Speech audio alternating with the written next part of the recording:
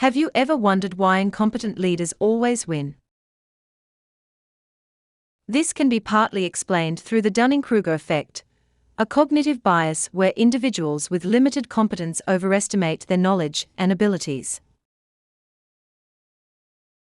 In politics, such leaders often project unwarranted confidence, speaking with certainty and charisma despite lacking depth or expertise. This misplaced confidence can be mistaken by voters for strength, intelligence, and decisiveness, traits many people value in leadership. As a result, these leaders look more appealing than their competent counterparts, who may speak with more caution and humility because they understand the complexity of governance. It is important to note that the Dunning-Kruger effect also extends to the electorate. Many voters, lacking deep political literacy or understanding of policy issues, overestimate their ability to assess a candidate's competence. They may prioritize personality, popularity, or emotional appeal over proven skill or integrity.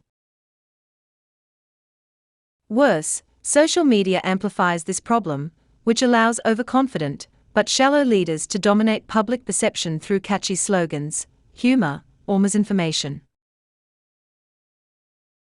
Furthermore, incompetent leaders thrive in systems where critical thinking is undervalued and patronage politics prevails. Their overconfidence enables them to manipulate public opinion, present simplistic solutions to complex problems, and project themselves as champions of the masses.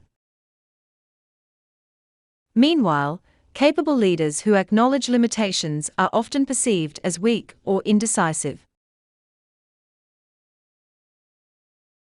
Indeed, the Dunning-Kruger effect creates a feedback loop where both overconfident leaders and underinformed voters reinforce each other's illusions, which results in the repeated election of leaders who lack the competence necessary for effective governance.